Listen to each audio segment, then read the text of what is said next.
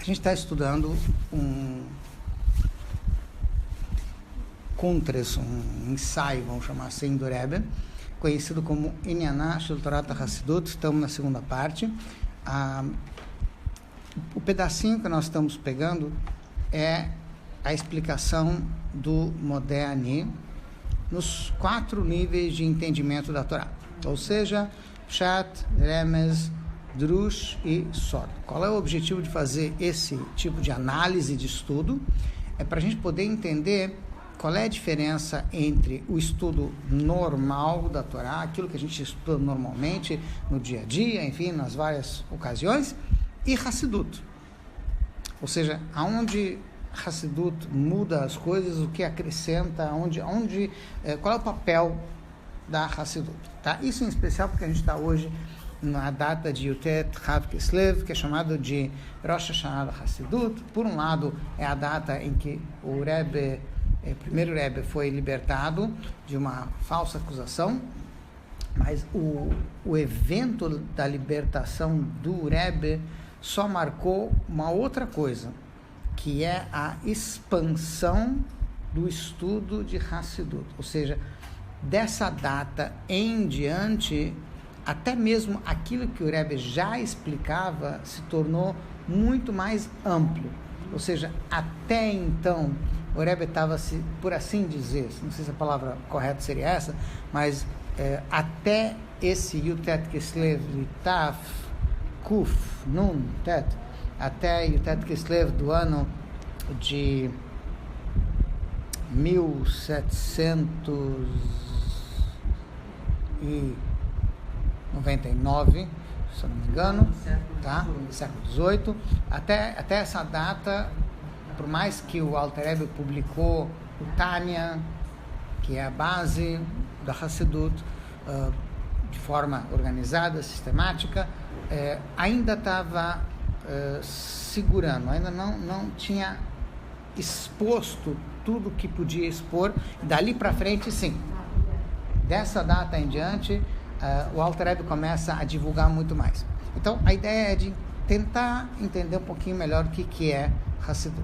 Então, no início, a gente deu algumas ideias e o que a gente pode, vamos dizer assim, resumir, é que Hassidut é uma nova luz, é uma nova vida para aquilo que já existia antes de Torá. Ou seja, não é algo diferente, e sim é botar luz e botar vida naquilo que já havia. A gente deu o exemplo do Rebbe anterior. Para quem lembra da historinha, quando o Rebbe anterior chegou nos Estados Unidos, por um tempo ele ficou num hotel e veio uma delegação visitar o Rebbe, e aí então eles perguntam por que essa insistência de ter que estudar Hassidut? Nossos antepassados, muito tempo atrás, não estudavam e eram gente boa, então por que agora tem que estudar? O que tem de... porque sem isso não dá para ser um bom judeu, tá? E aí o Rebbe pegou a luminária que tinha na sua frente, estava na sua escrivaninha, apontou para o teto, e aí ele perguntou para os visitantes: vocês estão vendo aquele friso que tem no teto? Aí eles falaram: sim. Ele é bonito? Sim, lindo. Ele falou: antes de eu jogar a luz para lá, vocês tinham percebido isso? Eles disseram: não, mas estava lá. Faltou botar a luz no lugar certo, tá? Então a ideia é que a Torá está aqui, mas a gente pode não estar enxergando a Torá como ela realmente é, por falta de luz, tá? Então, bota a luz à vista. Isso. Então, assim, não sei se poderia usar o mesmo exemplo, tá? Mas a gente vê claramente que se uma pessoa sentar em volta de uma mesa cheia de comida gostosa, sim? Tá. E alguém desligar a luz, por mais que você sabe o que tem ali na frente, o gosto já não é o mesmo. Você também come com os olhos, sim? Tá. E se você entrar em algum lugar e tiver escuro, e para você atravessar o quarto, você tiver que ir apalpando o caminho, você vai descobrir que tem uma mesa, que tem uma cadeira, que tem um buffet, enfim, porque você está apalpando, você está vendo. Mas é muito diferente quando você liga a luz e você vê tudo de uma vez. Tá? Então, nos dois casos, você tem uma noção do que é, mas é muito diferente a noção que você tem sem luz e a noção que você tem com luz. Tá? Isso, assim, muito resumidamente, é o que Hassidut se propõe a fazer. Era isso que os alunos sofriam na sala de aula. Né? Os nossos antepassados, eles viviam muito mais voltados para a religião. Hoje em dia é tanto apelo. Não é. Tem. Não é a questão da distração. Deixa eu só explicar. É que não enxergavam mesmo. Não chega a explicar. Mesmo não tendo distração, se você está no escuro, você não aprecia o que tem. Você perde esse prazer. Isso, exatamente. Tá? Então, assim, muito resumidamente seria isso.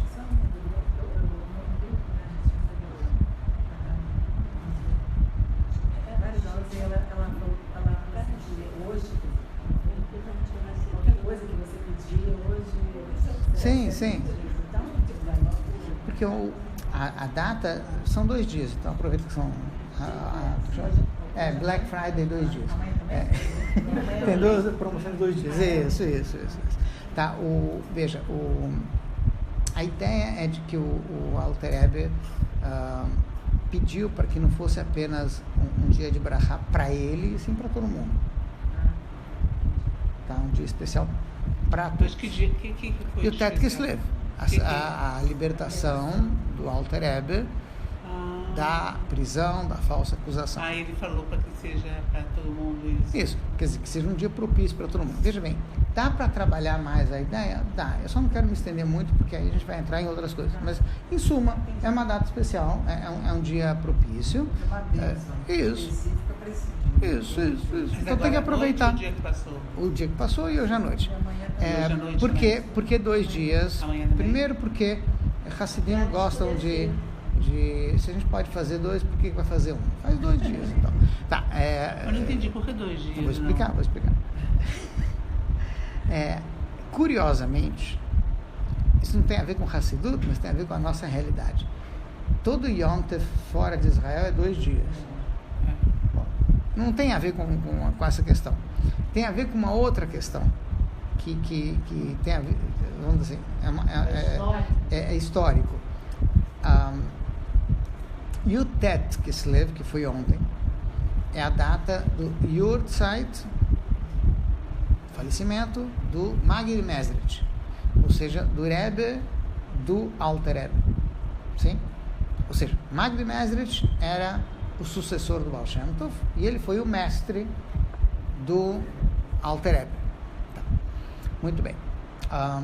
O Yurtzeit, sendo o Tet Kislev, antes de falecer, o Magid disse para o Alter Rebbe, que curiosamente era o aluno mais jovem de toda a turma, vamos dizer assim, de todo o grupo de alunos seletos que ele tinha, os mais elevados, os grandes tzadikim, que eram alunos dele. Para o Admor HaZaken, o Magid disse: o dia da minha alegria vai ser o dia da tua alegria. Algo nesse sentido. Tá? E o Alter Rebbe ouviu, mas naquele momento, pelo menos, não ficou muito claro. Muito bem. Depois o Alter Rebbe publicou o Tânia. E ele queria que ele chegasse da gráfica nas mãos do Rebbe, para que ele pudesse estudar com seus alunos na data do Yurtzeit do seu mestre. E para isso ele fez todos os esforços e, no entanto, os primeiros exemplares do Tânia só chegaram na mão do Rebbe no dia 20, na noite, e não no dia. Tá? E aí, quando chegaram, o Alter Rebbe simplesmente repetiu várias vezes: Hav Kislev, o dia 20 de Kislev, 20 de Kislev. E os alunos imaginaram: o Rebbe está meio chateado por um dia, não chegou no Yurtzeit. Tá. Passam-se mais uns bons 20 anos, e aí o Rebbe é libertado da prisão na tarde de Yutet Kislev. Ele ficou 20 anos. Não. O Rebbe ficou 53 dias na prisão. Só dias. Isso, não, eu estou falando só que tudo isso aconteceu ao longo de 20 e poucos anos, tá? Ou seja, desde a impressão do Tânia até a prisão, tá? Então, quando o Rebbe foi libertado, os soldados levaram o Rebbe para a casa de um Hassid. Não existiam muitos Hassidim que moravam na época em Petersburg. Petersburg era a capital da Rússia e ficava fora do limite de assentamento judaico. O czar tinha decretado que os judeus só podiam morar numa certa área e Petersburg ficava fora. Então, poucos judeus, um grupo seleto, vamos dizer assim, de judeus que tinham permissão, tinham um certificado especial, com permissão de poder morar lá, porque eles eram necessários para o governo, para o exército, para alguma coisa, então eles podiam morar lá. Muito bem. Então, tinha um Hassid na cidade que morava em Petersburg, tá? Então, Alter Rebbe disse: me levem para casa desse Hassid. E os soldados levaram, isso devia ser final da tarde de Yutet Kislev, e os soldados levaram então o Alter Rebbe para casa desse Hassid. Só que o Hassid morava no segundo andar e os soldados entregaram o Rebbe no primeiro andar. Sim? Tá. No primeiro andar morava uma das pessoas que participou da acusação contra o Rebbe. Ou seja, talvez não ativamente, mas indiretamente, enfim, era alguém que era muito contra o Admor Azaken. E ele passou umas boas 2-3 horas ali, tendo que responder e ouvir, enfim, o próprio Alter Rebbe disse que o que ele sofreu nessas 2-3 horas, vamos dizer assim, de ouvir um Yehudi falando mal de outros Yehudim, foi muito mais do que ele ficou nos 53 dias que ele estava na prisão. Sofreu mais. Nesse sentido. Enfim, em dado momento, os Hassidim que estavam lá em cima e sabiam que o Rebbe já tinha sido libertado, ficaram preocupados. O Rebbe não chega. E aí alguém ouve a gritaria lá embaixo, que era essa pessoa, enfim, criticando o Alter Rebbe: como você fez isso e você fez aquilo, enfim. E aí então os Hassidim desceram e foram salvar, resgatar o Alter Rebbe dessa segunda aventura, vamos chamar assim. E obviamente, quando eles viram que o Alter Rebbe estava sofrido, vamos dizer assim, eles queriam ir às vias de fato, não sei se bem essa palavra, mas que seja. E o Alter Rebbe, enfim, não falaram, estavam um pouco irritados. E aí o Alter Rebbe disse: não, ele me recebeu muito bem, me ofereceu um chazinho e tal, então não vamos maltratá-lo, pelo contrário. Quem? Não tanto. Enfim. Então, na prática, o Alter Rebbe só saiu da prisão no dia 20. Porque ele ficou na casa dessa pessoa até o anoitecer. Então, no fundo, os 2 dias acabam sendo os dias da libertação do Alter Rebbe. E aí, entenderam o que ele quis dizer com 20. Nos ensinamentos do Baal Shem Tov e do Magid Mezrich, e em alguns outros livros, como Shlach Kadosh, enfim.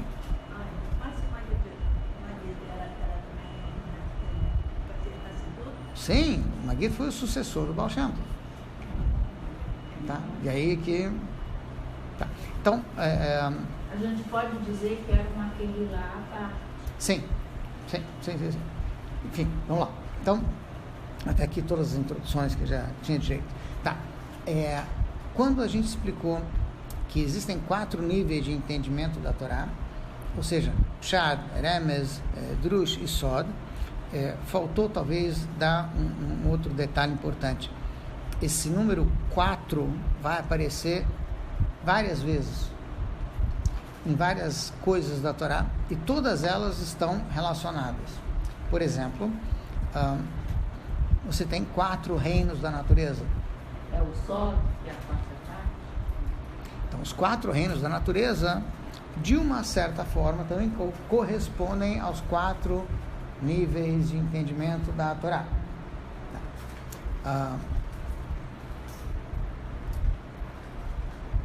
Até onde a gente pode também comparar, você tem 4 mundos espirituais.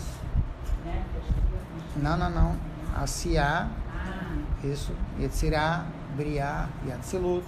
Mal traduzido, o lado espiritual do nosso mundo físico, o mundo dos anjos, o mundo das almas e o mundo das sefirot. Isso assim, muito simplificado, tá? Que também correspondem a esses 4 níveis que a gente falou antes, um acima do outro, tá? O que ele vai explicar daqui a pouquinho é que existe um 5º nível. Um 5º nível, e esse 5º nível dá vida para os outros 4. Qual é o 5º? Não percam o próximo. Já, vamos entrar lá. Sim? Então, deixa eu... Eu tô curiosa. Vamos lá. Então, assim, traduzindo rapidamente o que a gente já falou. Isso. Moderni, numa tradução simples, significa agradeço a Hashem por ter me devolvido em mim a minha alma. Rabai na terra grande é a tua confiança de Hashem na gente. Tá. Por que motivo a gente não fala o nome de Hashem no Moderni? A gente já explicou isso da última vez, uma vez que a gente está em um certo grau de impureza ao acordar, por isso que a gente não fala nada que tenha o nome de Hashem. Depois a gente faz Netilat Yadayim, e aí sim podemos falar as brachot e tudo mais, como costumam fazer de manhã. Tá, então Moderni, ele não tem o nome de Hashem, e ele é um agradecimento genérico, geral, que Hashem nos deu a vida. Isso daqui é o Pshat, essa tradução literal. Depois você tem o Remez. Remez, a ideia é de que ele faz alusão a um evento que vai haver no futuro. Sim, a gente diz que Moderni nos lembra que, assim como de manhã Hashem nos devolve a alma, no futuro Hashem há de colocar de volta a alma em todos os corpos, na época, depois da vinda de Mashiach, quando tiver Tchiat HaMeitim, a ressurreição dos mortos. Então, Moderni faz uma alusão, Remez, a Tchiat HaMeitim, a ressurreição dos mortos. Muito bem. Depois você tem Drush. Drush significa que a gente estuda, compara 2 ideias, 2 leis, 2 questões. Então aqui seria a questão do penhor. Ou seja, a ideia do Moderni é que a nossa alma é penhorada, a nossa alma divina fica nas mãos de Hashem, na medida em que ele está fazendo o levantamento para ver como é que está a nossa conta, como é que a gente está em relação a nosso dever lá em cima. Em geral, a gente está em dívida, e como em geral a gente está em dívida, a lógica é de que quando há uma dívida e você não tem como pagar, você deixa um bem penhorado, que seria a alma, tá? Então, como é que a gente acorda de manhã? Se a alma está penhorada e a gente ainda não pagou a dívida, tá? E aí você vê uma medida de confiança da parte de Hashem na gente, que apesar de a gente ainda estar em dívida, a gente não pagou, durante a noite não pagamos dívida nenhuma, tá? Mas Hashem confia, ele confia que no dia seguinte a gente vai ser melhor do que foi no dia anterior, e aí ele devolve a alma pra gente, apesar de a gente ainda estar em dívida, tá? Agradecendo que está recebendo uma chance. Isso. Então, essa ideia de que, num caso de penhor, por mais que por lei, por direito, a pessoa poderia ficar com o objeto penhorado, mas é preciso dar uma certa medida de confiança para que a outra pessoa possa eventualmente pagar. Vou dar um exemplo, só que isso consta na Torá. Se uma pessoa não tem bens para penhorar, exceto, sei lá, cobertor, que que é a única coisa que ela tem, que ela pode penhorar, que, entre aspas, não vai fazer falta. Então, pela lei, pela Torá, você fica com o cobertor durante o dia. Mas você tem que devolver o cobertor durante a noite, porque ela precisa do cobertor. Tá? E de uma certa forma, como? Mas ele não pagou a dívida, mas a gente confia. No dia seguinte vai devolver, vai pagar, enfim. Tá? Então, tem uma certa semelhança entre essa lei que envolve penhor, ou seja, que você precisa dar uma medida de confiança para quem está devendo, para que eventualmente a coisa possa se realizar. Assim também a Hashem tem uma grande confiança em nós, por isso que ele devolve a alma da gente para o dia de amanhã, a gente volta. Tem uma chance de pagar a dívida. Isso, exatamente. Então, E isso não é. sair para um baile de carnaval. Bom, isso eu não sei, isso não está escrito aqui no mapa. Sim.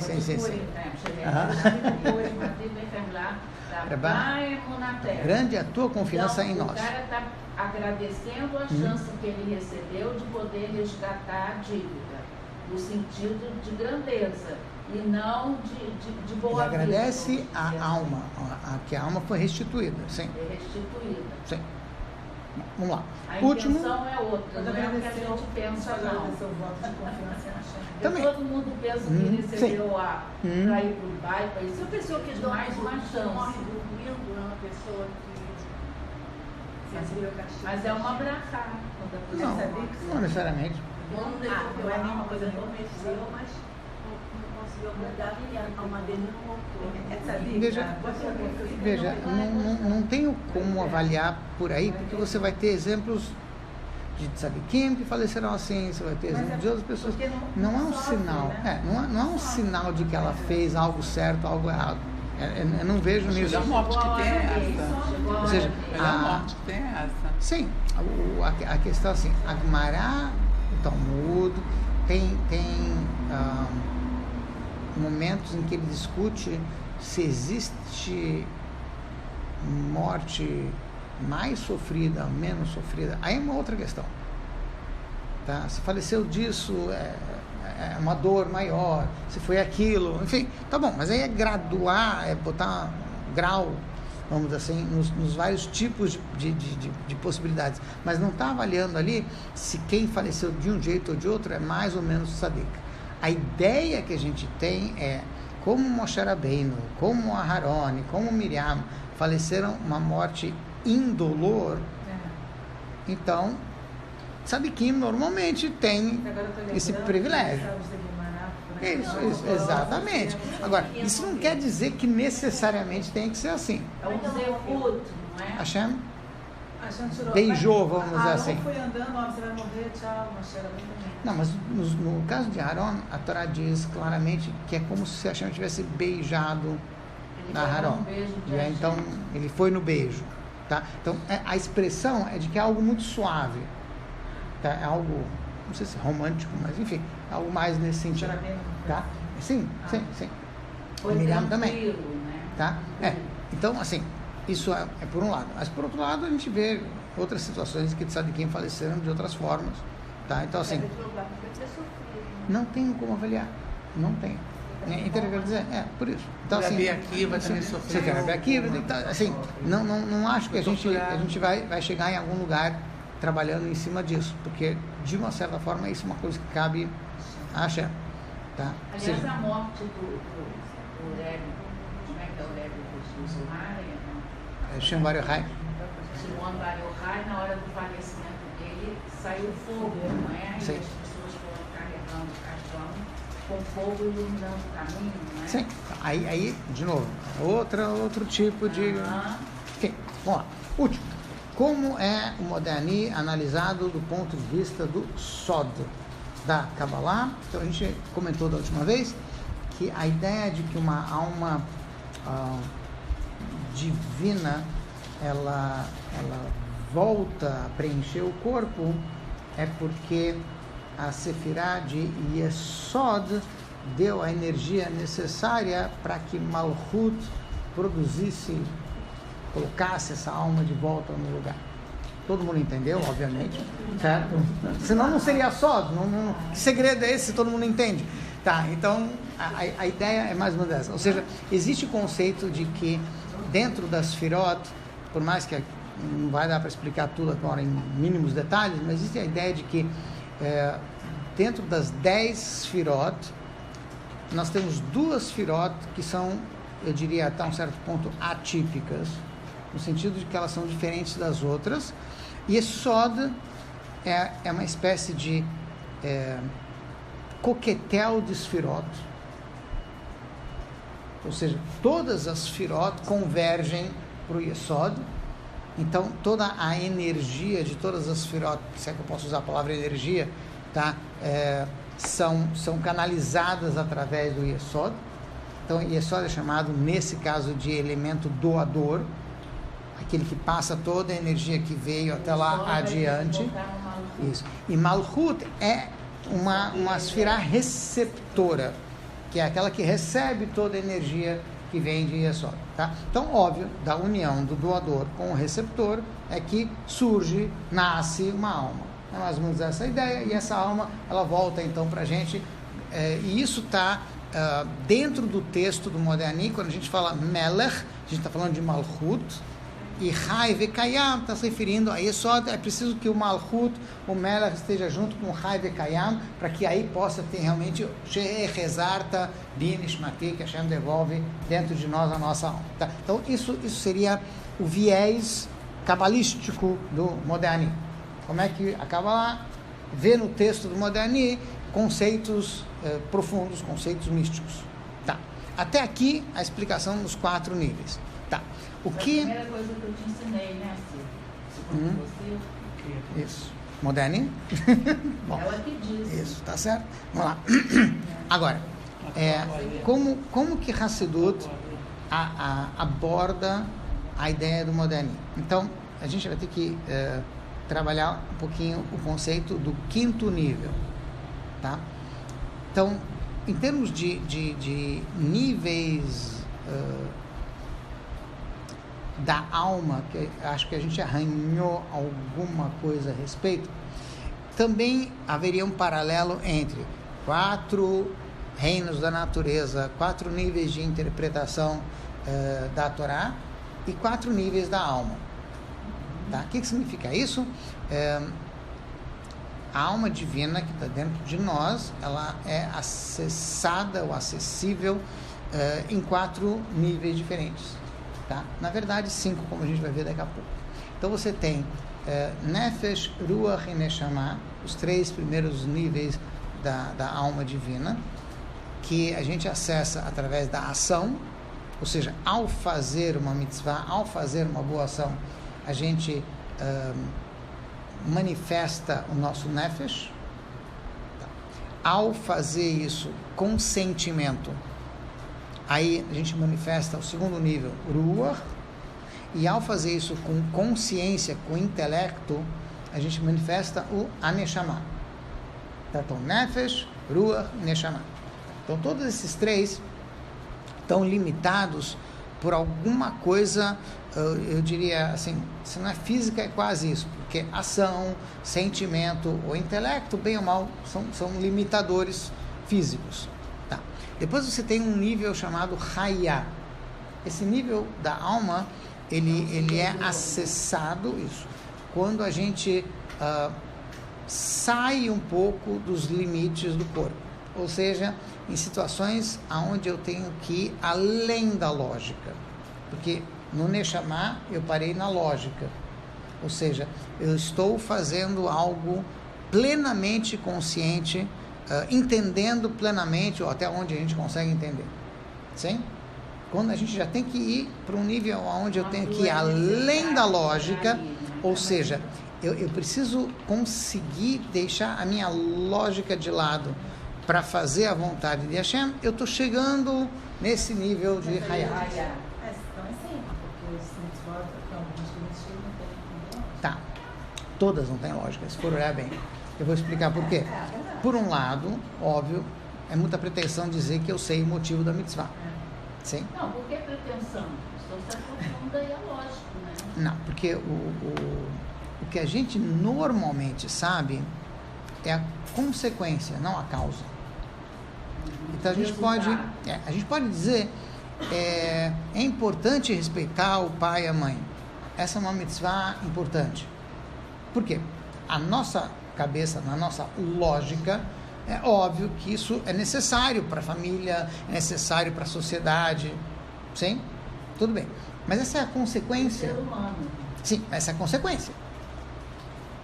Não quer dizer que esse é o motivo, que essa foi a causa de por que Hashem nos deu essa mitzvah. Isso é como a gente consegue entender a validade dessa mitzvah para nós. Tá? Vai ter mitzvah que a gente entende melhor, vai ter mitzvah que a gente entende não tanto. Tá? Mas em todas elas eu estou exercitando o meu intelecto. Quando a gente tem que ir além da lógica, aí a gente está entrando num outro nível da alma que é mais, eu diria assim, mais distante do corpo. Ou se quiser colocar, mais próximo do Criador do que da criatura.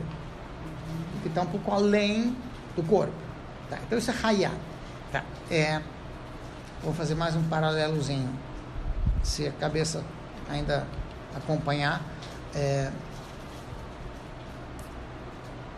A gente fala que no Shabbat nós ganhamos uma alma adicional para poder desfrutar do Shabbat.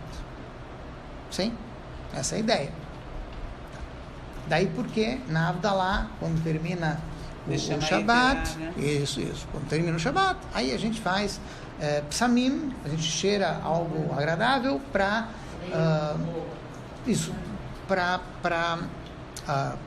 compensar a perda dessa alma adicional. Então isso é uma espécie de prêmio de consolação, assim, isso alivia um pouco. Tá. Perto do Motzai Shabbat ou na entrada? Não, na Havdalah. Isso, tá? Quando a alma adicional vai embora. Isso. Então, isso é o que a gente entende lendo o texto sem Hassidut. Inclui a Minhá do Shabbat, né? Porque tem a Seudat Lishit. Minuto. Eu não estou na Seudat Lishit. Eu estou na Havdalah. Eu sei, na Havdalah é a saída do Shabbat, mas tem um critério de comportamento, né? Sim, mas veja, deixa um minutinho de lado. Vamos tratar da alma adicional. Só focar num assunto. Essa alma adicional, aparentemente, é algo que vem e algo que vai. Isso. A maioria das pessoas não está muito preocupada com isso. Sim, isso. Tá. Então, quando a gente começa a estudar um pouquinho mais de Hassidut, a gente começa a entender que essa alma não veio do nada e não foi pro nada. Ela já está ali, só que ela não estava à flor da pele. Ela não estava manifestada. Em outras palavras, isso significa que Nefesh, Ruach e Neshama, esses 3 níveis da alma, no nosso dia a dia, a gente acessa com alguma frequência. À medida que a gente faz, sente, entende, está mais consciente. Mas acessar esse 4º nível é mais difícil. É quando eu saio um pouco mais dos meus limites. No entanto, no Shabbat e no Yom Tov, essa parte da alma torna-se totalmente acessível. Na medida em que a gente cumpre o Shabbat e cumpre o Yom Tov. Isso é Hayá. Isso. Então, a alma... Então, essa alma adicional, ela está manifesta no Shabbat e no Yom Tov. Então, ela é adicional porque ela estava escondida, exatamente. Agora ela veio à tona e acabou o Shabbat, ela se esconde de novo. Eu não sabia não, Yom Sim, Tov Shabbat e Yom Tov. Tá? Isso é... Só em Shabbat Como? Só em Shabbat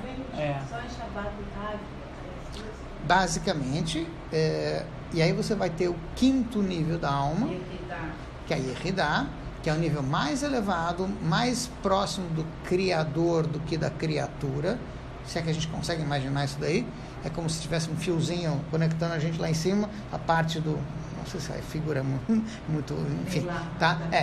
Então, a quinta tefilá do Yom Kippur corresponde ao quinto nível da alma. E é aí que se manifesta a Yehidá. O que significa isso? A última tefilá do Yom Kippur. Isso, porque a Yehidá significa algo que une totalmente a alma com o Criador. Que significa que neste nível nada afeta a relação da pessoa com Hashem. Isso é Yom Kippur. Não importa o quanto a pessoa está distante, neste ponto, nesse momento, na Neilá de Yom Kippur, está todo mundo próximo. Neilá é que tranca. Né? Isso. Então, esse... Não, ainda não entendi. Você falou que a quarta alma é só quando, né? Tá lógico, mas a gente volta não tem... Então, a ideia de que... lógica. Sim, mas existe vamos dizer assim, não é comum a gente ter que apelar para algo acima da lógica para fazer as mitzvot. Normalmente a gente faz as mitzvot com uma certa medida, alguma lógica, por mais que a gente pode não entender plenamente todas as mitzvot, ou até certas mitzvot é mais difícil de entender, mas com tudo isso a gente está dentro de um certo, assim, um certo equilíbrio, um certo limite de lógica. Exemplo, só para a gente poder ilustrar, tá?